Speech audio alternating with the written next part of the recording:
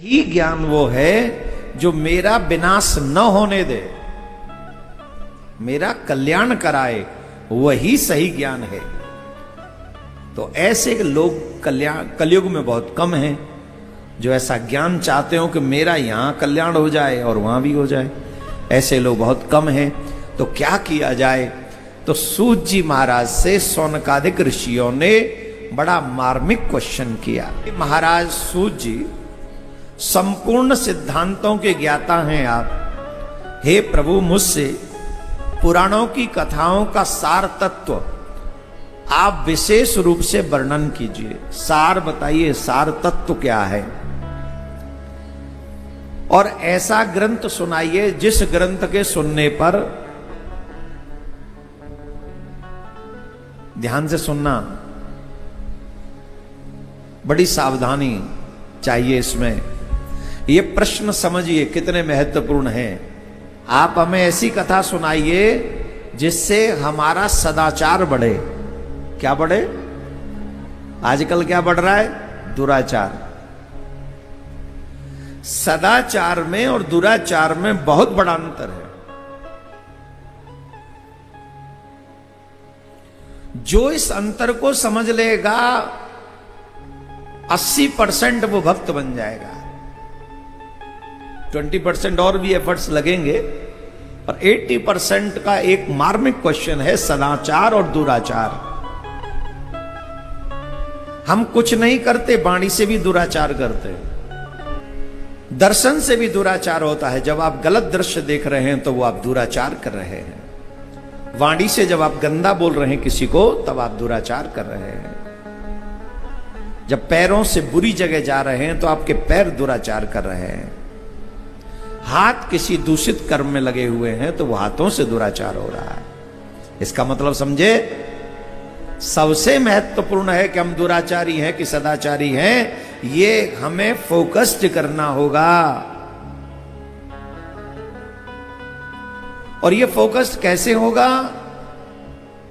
यहां पर प्रश्न नहीं है। आप ऐसा सार हमारा सदाचार बढ़े। क्या बढ़े? जोर से बोलिए। तो जब सदाचार बढ़ेगा तो दुराचार अपने आप लोअर लेवल पे आ जाएगा। सच यह है, जो भगवान का चिंतन करता है, भगवान उनकी चिंता करता है। और जो भगवान का चिंतन नहीं करता, भगवान उनकी चिंता नहीं करता। ये पॉइंट नोट करने वाला है। भगवान ने दिया अभी, जो भगवान का चिंतन नहीं करता, भगवान उसकी चिंता क्यों करे? फिर उसकी चिंता कौन करता है? उसकी चिंता करता है यमराज, आ जाओ, हम तुम्हें शुद्ध करेंगे, कसम से, तुम्हारी कसम। नरकों का प्रावधान किसके लिए? जो ईश्वर का चिंतन नहीं करता, उनके लिए है ना। बोलो, ये प्रमाणिक है कि अप्रमाणिक? जो ईश्वर का चिंतन नहीं करता वो नरक जाएंगे, और जो ईश्वर का चिंतन करते हैं उनकी चिंता ठाकुर जी करते हैं। उन्हें अपने यहां लगाते हैं कि यहां लगे, इस कमरे में रहेगा ये। जैसे तो भगवान ने धर्मशाला बनवा रखी यमराज के यहां, ऐसे लोगों के लिए जो भगवान का चिंतन नहीं करते। यमराज को मैनेजर बना रखा है कि तुम इनकी टेक केयर देम, इन लोगों की टेक केयर तुम करो। और जो भगवान का चिंतन करते हैं वो भगवान कहते, तुम होटल में रुकोगे? कोई है पागल हो गया, तुम यहां आओ हमारे पास, हमारे यहां रुको। तो जिनको चिंतन है परमात्मा का, परमात्मा को चिंता है उनकी, और जिनको चिंतन नहीं है परमात्मा का, परमात्मा भी उनकी चिंता नहीं करता। तो सबसे पहला प्रश्न क्या है? बोले ऐसा कथा का सार सुनाइए जिससे सदाचार बढ़े। क्या बढ़े? सदाचार हमारा बढ़ना चाहिए। दूसरा, भगवत भक्ति बढ़नी चाहिए, सद्भक्ति, भगवत भक्ति बढ़े। तीसरा, विवेक की वृद्धि हो। विवेकवान कौन है? न अपना हानि यहां होने देगा और न अपनी हानि वहां होने देगा। दोनों ही जगह जो अपने कल्याण को ध्यान में रखे वही विवेकवान है। विवेको वर्धते महान, जिससे विवेक की वृद्धि हो वो हमको सुनाइए। सदपुरुषों को किस प्रकार से अपने काम क्रोध, काम को और क्रोध को कैसे जीते, मानसिक विकारों का निवारण कैसे करें, ऐसा कोई कथा का सार हमको सुनाइए। हे प्रभु, वह साधन ऐसा हो जिसके अनुष्ठान से शीघ्र ही अंतःकरण की विशेष शुद्धि हो जाए तथा उससे हमारा मन चित्त निर्मल हो जाए और निर्मल चित्त वालों को सदा के लिए शिव की प्राप्ति हो जाए, ऐसा कोई ग्रंथ सुनाइए। शिव माने समझ गए ना, मतलब ऐसा कोई उपदेश कीजिए जिससे हमें कृष्ण प्राप्ति हो जाए। कौन कौन चाहते हैं प्रिया कांजू की प्राप्ति हो जाए? हो लागे छूटे ना ऐसी दया करो, मिल ही जाओ इस जीवन में, ऐसी लगन लगे कि आप इसी जीवन में हमको प्राप्त हो जाए।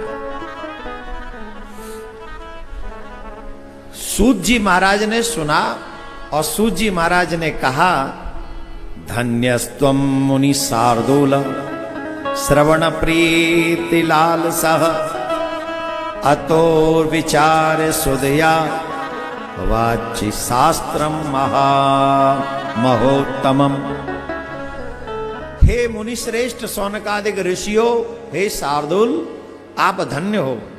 भगवान की कथा सुनने में आपका कितना मन लगता है, आप कितना भगवान की कथा सुनने के लिए लालायित रहते हो, आप धन्य हो।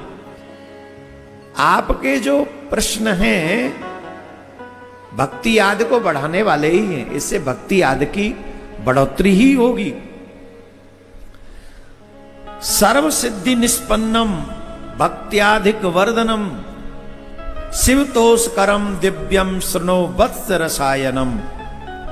वत्स, शास्त्रों के सिद्धांत से संपन्न भक्ति आदि को बढ़ाने वाले, भगवान शिव को संतुष्ट करने वाले तथा कानों के लिए रसायन स्वरूप दिव्य शिव महापुराण की कथा हम तुमको सुनाते हैं। ध्यान पूर्वक शिव महापुराण की कथा को सुनो।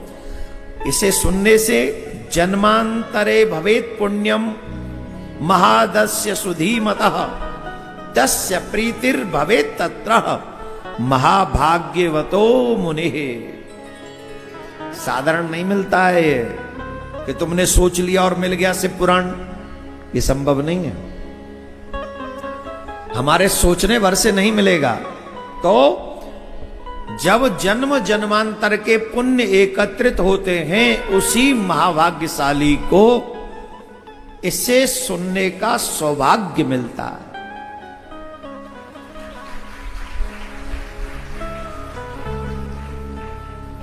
एक जन्म का नहीं, जन्म जन्मांतरों का। हम नहीं कह रहे हैं, जन्मांतरे भवेत पुण्यम, अनेकानेक जन्मों के जिसके पुण्य एकत्रित हो जाते हैं, उस महान भाव के मन में शिव पुराण सुनने की इच्छा और उसे शिव पुराण सुनने का सौभाग्य मिलता है। जिस बुद्धिमान मनुष्य के पुण्य जन्मों के बड़े बड़े पुण्य एकत्रित होते हैं, उन्हें शिव पुराण के प्रति निष्ठा उत्पन्न होती है।